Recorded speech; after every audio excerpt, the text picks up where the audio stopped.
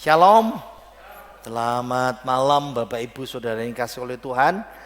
Nah, hari ini kita belajar menyikapi wasiat orang tua sebelum meninggal. Ini yang tanya Seva, saudara ya. Biasanya saya rahasiakan, karena Seva yang tanya saya beritahu. Seva yang tanya, saudara. Saya beritahu sama Seva, Fev, kamu S1, harusnya kamu bisa jawab ini sendiri. Ya dia bisa jawab sih. Umumnya di dunia timur, kita hidup di dunia timur ya, agak berbeda dengan dunia barat. Rasa sikap hormat kita kepada orang tua kita mungkin derajatnya lebih tinggi ya. Ini opini pribadi saya, daripada orang-orang yang di dunia barat. Kita masih memegang teguh tradisi untuk menghormati orang tua. Nah, kalau bicara wasiat berarti orang tua itu berpesan ini itu sebelum meninggal, dia beritahu, dia kumpulkan anaknya atau beritahu secara pribadi. Mungkin itu diketahui orang banyak. Ya, kamu mesti gini, ini pesan terakhir, ini wasiat almarhum, gitu. Dan dunia tahu, masyarakat sekitar kita tahu, keluarga besar tahu, entahkah itu orang seiman, entahkah itu di luar orang beriman, bukan seiman. Mereka menyoroti kita, apa ini anak-anak yang baik, karena nilainya kan seperti ini kan. Kalau anak itu menuruti pesan-pesan wasiat dari almarhum, lalu dikatakan bahwa anak ini anak-anak yang taat, baik. Tapi masalahnya adalah wasiat itu macam-macam ya. Saya hanya bisa kasih 5 contoh, 5 kasus. Kasus yang pertama, misalnya ada almarhum X ya. Dia meninggalkan surat wasiat. Tapi masalahnya orang ini bunuh diri. Jadi dia pergi ke suatu gedung, dari lantai 8 dia bunuh diri. Boom, mati. Boleh nggak bilang mati? Meninggal ya, sudah meninggal lah, tewas. Kalau gitu kan namanya tewas ya. Nah, tapi menurut kepolisian almarhum itu di sakunya meninggalkan surat wasiat. Intinya dia sebutkan nama orang lain, namanya Seth, gitu aja ya. Jadi almarhum ini mengatakan bahwa si Seth ini jenazahnya kalau dia mati, kan ingat ya, dia niat bunuh diri. Kalau dia mati, jenazahnya harus diantar ke kota A, bukan kota B. Kota B itu kampung halamannya, tempat dia tinggal. Tapi diminta diantar ke kota A karena di kota A ini tempat si namanya Seth ini bermukim. Jadi ditulis, tolong jasad saya diantarkan ke tempat Seth di kota A, biar dia yang mengurus jasad saya. Nah, ini yang bikin pusing keluarga, karena Seth ini bukan keluarga. Saudara bisa tebak-tebak siapa itulah ya. Ada lagi kasus-kasus yang mirip, ini masih kasus satu. Jadi ketika almarhum meninggal, wasiatnya dimakamkan dengan cara yang tidak umum. Nah, mungkin seperti cara almarhum Bu Flora ya, minta dikremasi. Ada yang minta dikuburkan di sini, tempat ini, tempat itu. Ada yang tempat mewah seperti itu. Itu kasus pertama. Kasus kedua, wasiat. Almarhum memberikan wasiat karena dulu anaknya itu bukan orang Kristen dan orang tuanya masih ngotot dengan agama lamanya. Nah, kamu harus kembali ya, supaya kumpul bareng-bareng. Dan itu si anak yang anak Kristen sendirian, dia di tengah-tengah keluarga yang bukan agama Kristen. Itu pesan terakhir. Itu kasus kedua. Wasiat yang ketiga, kasus ketiga. Ini almarhum si X gitu. Dalam surat wasiatnya, ya surat biasa, tidak resmi, bukan notaris ya. Dia berikan warisannya, ada yang penuh, ada yang sebagian, kepada si A. A ini pacar gelapnya ternyata, saudara ya. Nah ini, dan otomatis keluarganya kehilangan banyak atau tidak dapat apa-apa. Ini kasus ketiga. Pusing kan? Oke, kasus yang keempat. Nah sebelum almarhum meninggal, sama persis dia kasih wasiat, pesan-pesan terakhir. Nah, kamu mesti ngawin ini, ya. Atau dua-dua dipanggil, kamu mesti cepat, kamu harus kawin apapun yang terjadi.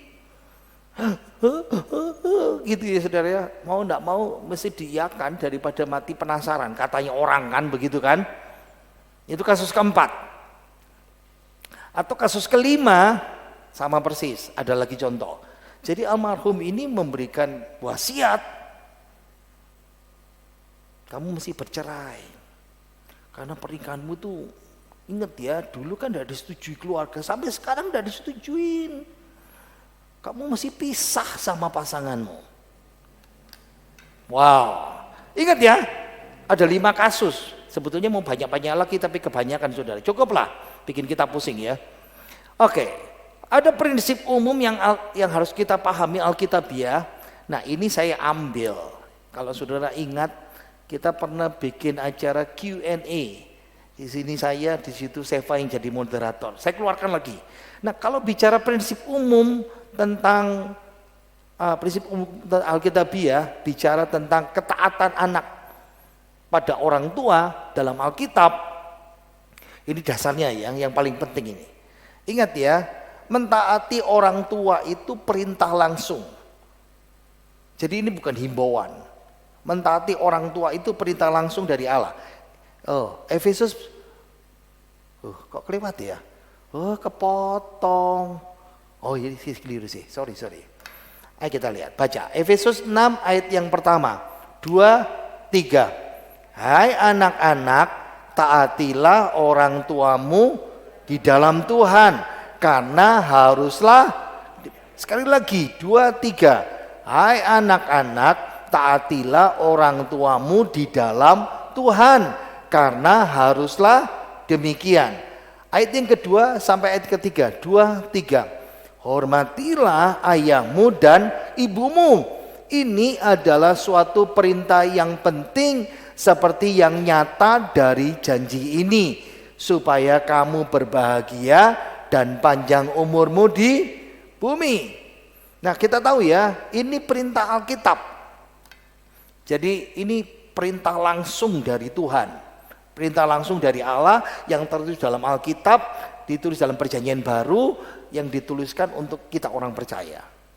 Ya, memang ingat ya, belajar taat dan hormat kepada orang tua itu sulit.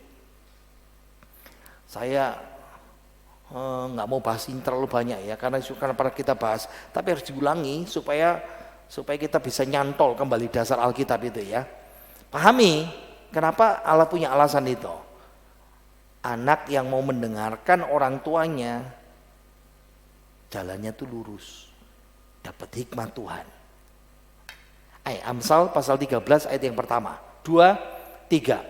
Anak yang bijak mendengarkan didikan ayahnya, tetapi seorang pencemooh tidak mendengarkan hardikan. Jadi kenapa orang tua perlu mendidik anak hormat, taat? Ingat ya, Alkitab kan bilang, tidak ada orang tua yang memberikan ular kepada anaknya yang minta roti. Itu orang tua dunia. Jadi sama, orang tua itu ingin mendidik anak-anaknya supaya hidupnya betul, bijaksana. Itu dalam Alkitab. Nah, di dalam Alkitab, anak yang tidak disiplin, tidak mau taat, jelas sekali masa depannya sukar, masa depannya buruk, masa depannya sukar. Banyak ayat ya, Amsal pasal 22, 19, ayat 29. Makanya orang tua, ini peran orang tua sekarang, bertanggung jawab, mengarahkan dan mendidik.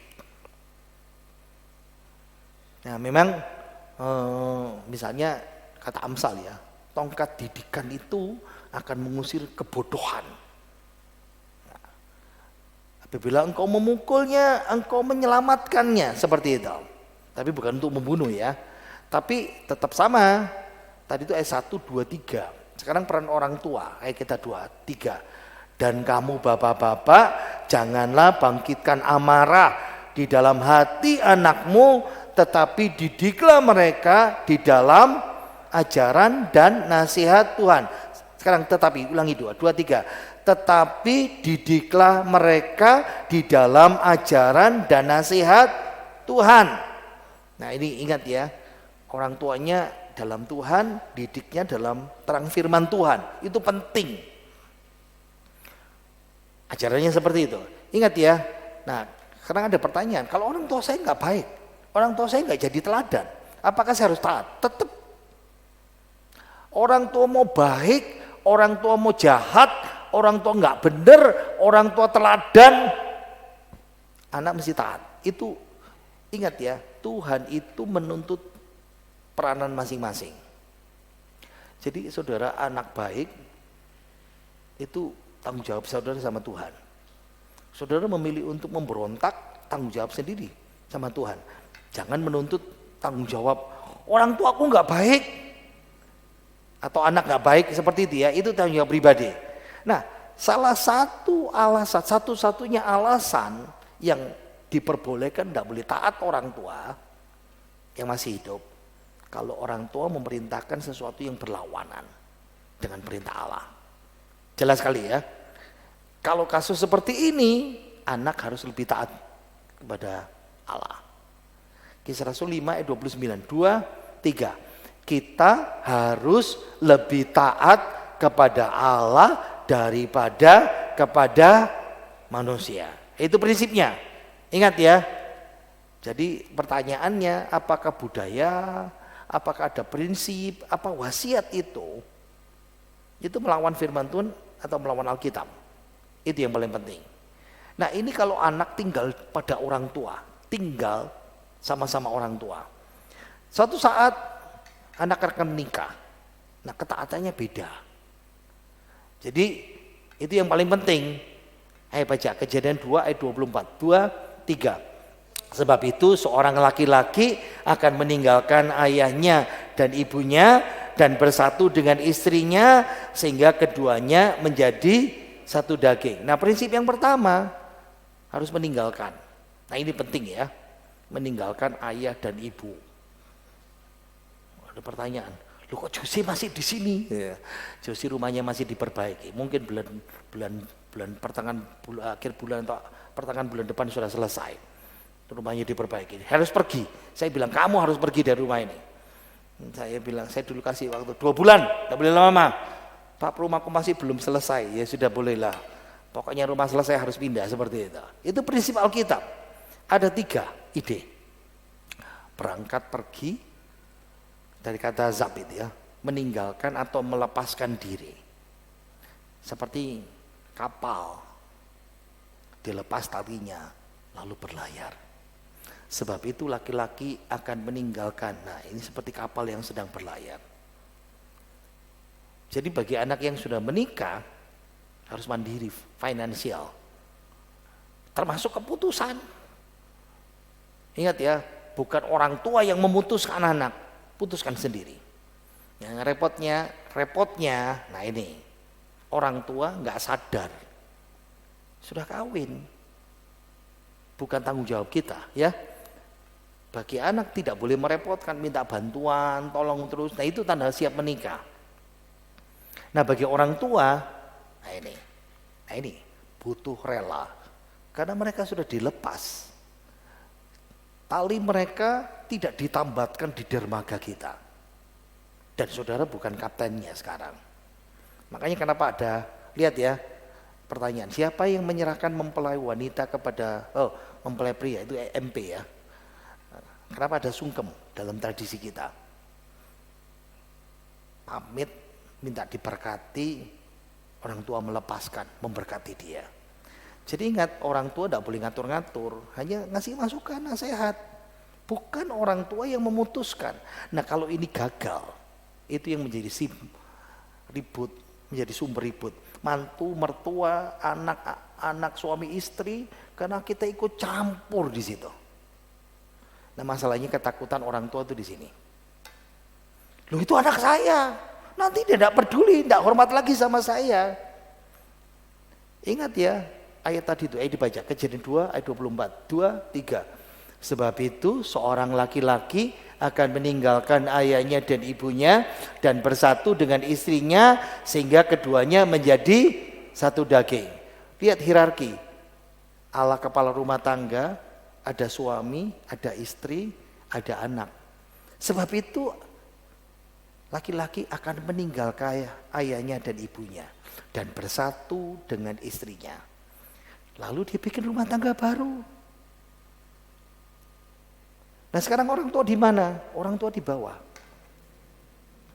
Jadi saudara, dulu waktu anak tinggal di rumah, anak tuh komando saudara, di bawah komando. Tapi ketika dia sudah menikah, saudara di bawah anak, nggak bisa kasih komando lagi. Itu prinsip firman Tuhan. Nah, gimana cara orang tua? Lihat ya, kalau gagal itu sumber ribut terus itu rumah tangga. Jadi kalau ditanya, aduh pusing, aduh mantuku sama anakku tukaran terus, pertanyaannya jangan-jangan kita yang jadi sumbernya. Itu masalah besar itu. Ya. Nah, penerapan bagaimana menghormati orang tua. Sekali lagi, bagaimana menghormati orang tua kalau saudara sudah keluar dari rumah? Bagaimana saudara menghormati orang tua kalau sudah menikah? Baca Matius 15 ayat 5 sampai 6. Versi firman Allah hidup. 2, 3.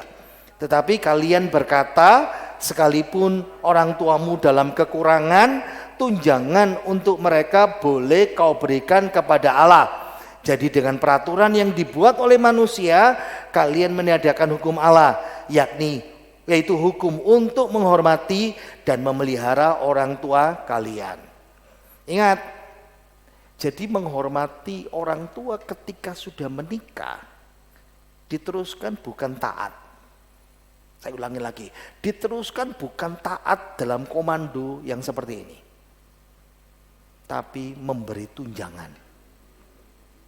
Nah, ini ayat ini ceritanya gini ya, orang Israel kan mereka berikan haknya Tuhan, sepersepuluhan sama Tuhan, persembahan sama Tuhan, persembahan di bait Allah. Lalu orang tuanya lagi kekurangan, ngomong, "Pak, Ma, aku ndak bisa bantu yo, sorry, ya aku sudah kasih sama Tuhan, wis gak ada jatah nih, ndak boleh." Jadi jatahnya Tuhan, jatahnya orang tua, jatahnya orang tua. Wah, itu sudah saya lakukan sudah belasan tahun sampai sekarang. Ingat, tunjangan. Nah ini orang tua, bukan meres. Ayo, ingat ya, kasih, bukan paksaan. Paham? Itu prinsipnya. Jadi ketaatan pada waktu di rumah, waktu hidup, ketaatan setelah menikah, apalagi beda dengan ketaatan waktu sudah meninggal. Paham sekarang? Dasarnya adalah apakah sama prinsipnya sesuai firman Tuhan. Jadi untuk kasus pertama, wis aja ditonton, itu nama salib kau ono saudara hilang ya. Jangan bingung sama gambar salib. Itu memang di mana? Di Kepote ya.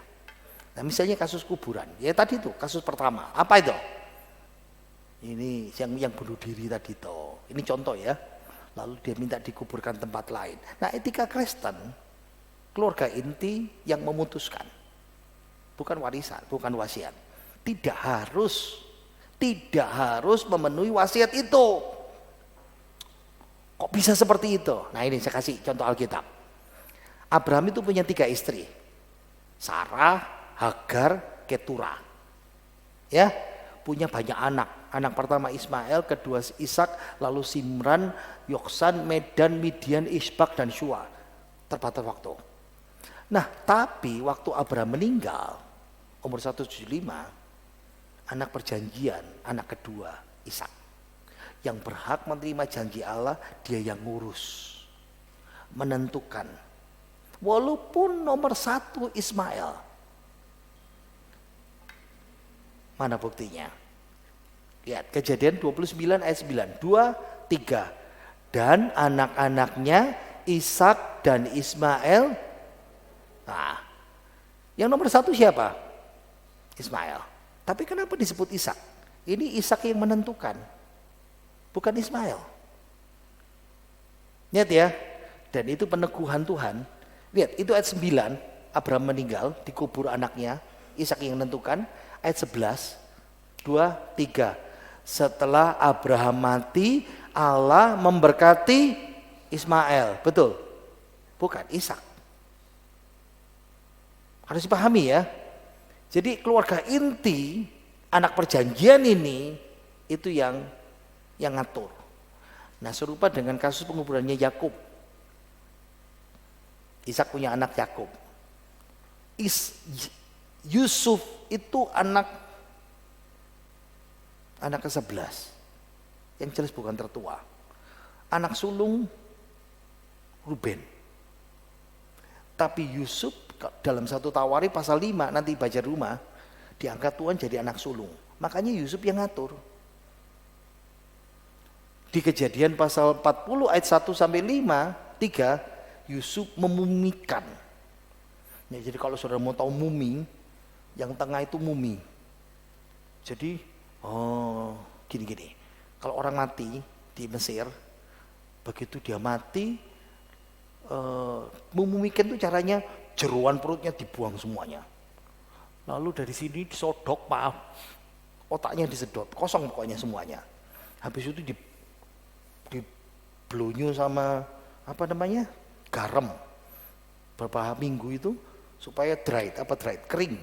Nah, habis kering, setelah kering lalu mulai dikasih minyak, diolesi minyak. Selesai 40 hari itu dibungkus. Siram minyak lagi, dibungkus lagi, siram minyak lagi sampai tebal seperti ini. Lalu ada peti mati dalam, itu ada peti mati luar. Dan itu 40 hari Yusuf yang ngerjain. Dari Mesir lalu dibawa. Nah, saya matching sedikit lah. Ini Goa Makpela, ini kuburannya Abraham, Sarai, Ishak sama Yakub sama Lea. Ingat ya, Tuhan pilih Lea. Walaupun Yakub sayang sama Rahel. Itu Tuhan yang ngatur semuanya ya, keren ya. Nah, itu kuburannya tuh di dalam situ. Ini sebelah ini orang Yahudi ya.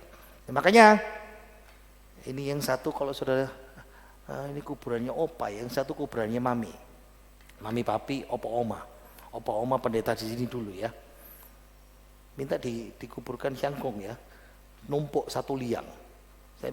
Keluarga bilang, enggak bertentangan sama firman Tuhan. Enggak masalah. Nah, mesti dipahami ya. Nah, kasus pertama misalnya yang sama. Oh, aku minta dikuburkan di kuburan mewah, tapi gak tuku dewe, saudara. Sementara anak-anaknya, ya maaf, ekonomi pas-pasan. Nah, kuburan mewah itu, kalau misalnya di San Diego Hills itu, yang paling mahal 2 miliar ya.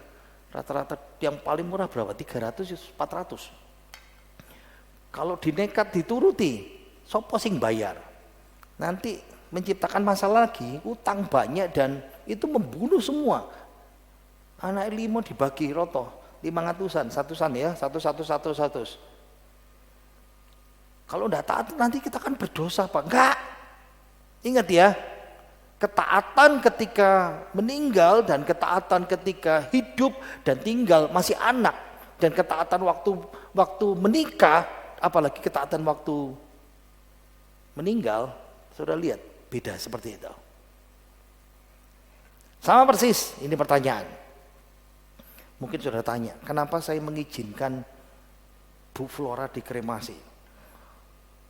Pak, kata Jimmy, Mama minta dikremasi, boleh nggak? Boleh. Waduh, ini jadi masalah ya. Boleh nggak dikremasi? Nah, kalau dulu gereja Pantai Kosta doktrinnya ngajar, nggak boleh. Kalau saudara pasti ngedenger ya, tahu ya ceritanya ya. Ya, kebanyakan gereja Pantai Kosta melarang. Itu kalau dikremasi itu masuk neraka, katanya begitu. Tapi kenyataannya Alkitab tidak memberikan pengajaran yang spesifik tentang kremasi. Nah biasanya kalau ajaran Pantekostal lama bilang gini, lihat umat yang sesat dibakar sampai mati, ya tulang-tulang dibakar, itu kutukan. Tapi itu bukan kremasi. Ingat ya, itu bukan ayat tentang kremasi. Dan di dalam 2 Raja-Raja pasal 23 memang membakar tulang belulang manusia di bawah mezbah menajiskan mezbah. Tapi jelas itu tidak melarang pembakaran tubuh orang yang sudah meninggal dikremasi, dan juga tidak menggantungkan kutuk atau hukuman kalau kamu dikremasi masuk neraka. Nah itu doktrin Pantekostal ya masalahnya ya. Tapi itu tidak disebutkan dalam Alkitab. Ya makanya ada alasan yang paling kuat. Doktrin Pantekostal bilang gini, kremasi itu dipraktekkan zaman Alkitab itu orang kafir, bukan orang percaya. Di perjanjian lama kan Israel, di perjanjian baru orang gereja. Betul. Budaya umum orang percaya di Alkitab kalau meninggal dikubur di gua atau dikubur di tanah, itu umum. Tapi kalau mengikuti budaya Alkitab harus ikut sama seperti Tuhan Yesus. Ditaruh di gua, digeletak dong di situ. Nah pertanyaannya, makanya gini ya, kalau jadi Kristen yang apa jari itu memang itu repot itu ya. Nah kalau bilang budaya, ya seperti itu. Ingat ya, kalau mau bicara budaya perjamuan suci, budayanya adalah makan-makan dulu. Habis makan-makan baru perjamuan suci. Itu budaya. Kisah Rasul pasal 3, 4 dan seterusnya, budayanya makan-makan dulu baru perjamuan suci. Itu budaya. Tapi kita kan nggak bilang budaya. Ingat ya, budaya itu bukan sesuatu keharusan. Nah, sekalipun penguburan tersebut itu praktek umum, tapi Alkitab tidak memerintahkan harus dengan cara seperti ini. Apakah kremasi boleh? Tidak ada larangan. Ada lagi keberatan. Doktrin masa lalu. Kalau dikremasi, dibakar, itu tidak dibangkitkan tubuhnya waktu rapture. Kenapa? Nanti Tuhan Yesus datang, mereka yang meninggal dalam Yesus akan dibangkitkan. Jadikan satu jiwa sama rohnya, jadi satu sama tubuhnya. Tapi kalau dikremasi, tidak bisa dibangkitkan. Diajari gitu dulu. Bagi saya, karena tidak paham. Allah membangkitkan orang mati tidak pakai bahan dasar jasadnya yang dikubur. Tidak, Tuhan tidak butuh bahan dasar itu. Pak, dari mana Alkitab? 1 Korintus 15. Terbatas waktu ya. Ada tubuh duniawi, ada tubuh surgawi. Tubuh duniawi dari debu tanah dan kembali kepada debu tanah. Daging dan darah tidak mendapat bagian di dalam kerajaan surga. Jadi masih ngerti ya? Nah, ini bicara soal kebangkitan. Ayo kita baca. Abaikan yang tanda kurung. 2, 3. Karena kewargaan kita adalah di dalam surga. Dan dari situ juga kita menantikan Tuhan Yesus Kristus sebagai juru selamat yang akan mengubah tubuh kita yang hina ini sehingga serupa dengan tubuhnya yang mulia menurut kuasanya yang dapat menaklukkan segala sesuatu kepada dirinya. Jadi waktu dibangkitkan, diubahkan, Tuhan hanya butuh, kata di sini, metaschematise. Bahasa Indonesia hanya menerjemahkan metanya. Metamorfosis, metakimia, metafisika. Meta itu perubahan. Tapi skematis tidak diterjemahkan karena keterbatasan bahasa. Skematis itu skem, bagan, blueprint. Jadi Tuhan hanya butuh gambar kita. Makanya kita diciptakan dengan gambar dan rupa Allah. Itu rusak waktu jatuh dalam dosa. Jadi nanti kalau Tuhan Yesus datang, Waktu kita diangkat rapture, tubuh kita dibangkitkan. Tuhan tidak butuh bahan dasar. Tubuh yang mati yang jadi debu tanah itu. Enggak. Dia hanya butuh gambar kita. Makanya ini menolong. Orang-orang Kristen berabad-abad yang dulu, abad kedua, 1, 2, 3. Banyak orang Kristen itu dibakar. Rasul-rasul kesaksian, memberikan kesaksian, ditangkap, dibakar. Abunya dibuang ke laut. Ada yang diadu di Koloseum, kepalanya dimakan singa, kakinya dimakan ini, hilang semuanya. Kalau begitu orang-orang mereka ini yang sudah mati buat Yesus, berarti nggak dibangkitkan dong. Oke, orang Kristen abad ke-5, 6, 7, 8, tidak ada lagi kuburannya. Habis. Ingat ya, itu menolong kita untuk bisa mengerti bahwa Tuhan butuh gambar kita saja. Karena tubuh duniawi tidak mendapat bagian dalam surga. Makanya kremasi tidak melakukan apa-apa, hanya mempercepat. Tubuh langsung jadi abu. Ingat ya, jadi masalah kremasi Kristen di Indonesia itu masalah budaya, bukan biblika, bukan alkitabiah. Hanya cuman ya karena kita orang Pantai Kosta ya, gereja Pantai Kosta, enggak boleh. Dan ingat ya, orang-orang Kristen bahkan pendeta-pendeta di Jepang, di Cina, di Korea terbiasa untuk dikremasi. Ya, salah satunya karena ekonomi ya. Kuburan mahal. Makanya dikremasi itu paling mudah seperti itu. Ingat ya, kremasi enggak dilarang. Ya, oke, kasus kedua. Kasus kedua. Kok cepat ini klik-kliknya ya. Ada wasiat disuruh meninggalkan Tuhan Yesus, mesti diabaikan. Ingat ya, kita harus lebih taat kepada Allah daripada manusia. Jelas itu. Itu mesti ditolak. Ya, kasus ketiga. Wasiat warisannya diberikan kepada pacar gelap. Gendaan nih bahasa kasar ya. Ini mesti diabaikan. Ingat ya, contohnya paling gampang, saya mau terangkan tentang Alkitab. Nah, ingat, anak yang terhilang, kakak beradik, minta hartanya dibagi. Bapaknya orang kaya, warisan anak pertama dapat 2/3, anak kedua dapat 1/3. Itu aturan Alkitab, aturan perjanjian lama. Tapi ingat, kita nggak ikut aturan Alkitab perjanjian lama ya. Tapi ada banyak hal yang kita bisa pahami. Hukum Indonesia mengadopsi, ingat, hukum Indonesia mengadopsi dari hukumnya Belanda. Hukum Belanda diadopsi dari mana? Dari Alkitab. Dan ini hukum warisan yang saya ambil dari hukum online. Ini pertanyaan, apakah menurut hukum waris, wasiat bisa diberikan kepada orang lain di luar ahli waris? Misalnya suami ngasih sama gendaannya, nggak bisa. Harus datang sama istrinya ya. Dalam pembuatan warisan, kitab undang-undang hukum perdata berikan batasan. Ini paling bagus. Tidak bisa mengangkat waris atau hibah wasiat lompat tangan. Tidak bisa. Tidak boleh memberikan wasiat kepada suami istri yang menikah tanpa izin. Tidak ada hukumnya. Itu hukum Indonesia ya. Tidak boleh memberikan wasiat kepada istri kedua lebih besar yang diterima dari istri yang boleh terbesar di istri kedua. Bagaimana diatur di pasal 852 KUHP Perdata seperti itu.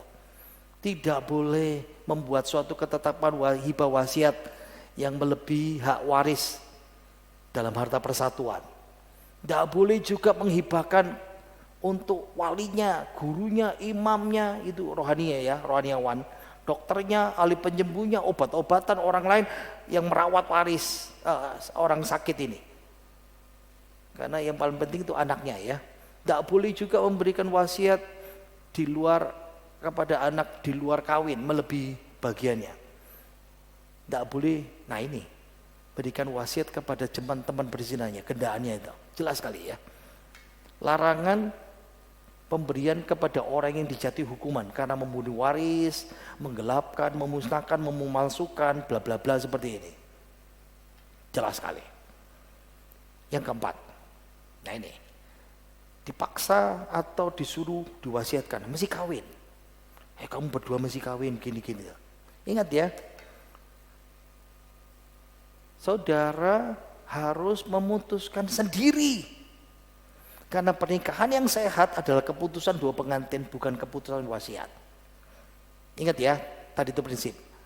Waktu dalam keluarga masih hidup, dalam rumah taat, hormat. Kalau disuruh melawan Tuhan, tidak boleh. Waktu menikah sudah bebas, tidak berhak memutuskan hidup kita. Itu Alkitab berkatakan seperti itu. Apalagi kalau sekarang mau menikah, hukumnya sama persis. Harus dipahami seperti itu. Ya, jangan berkata nanti kalau aku tidak mau taat berarti aku melawan Tuhan. Tidak. Engkau menciptakan nerakamu sendiri. Kalau kau nganggap ini bukan jodohku, nggak bisa jalan, nggak mungkin bisa. Saudara nggak berdosa kalau memutuskan nggak taat. Kasus yang terakhir. Kalau disuruh bercerai, jelas sekali itu berdosa. Alkitab sudah bilang, tidak boleh ada yang menceraikan.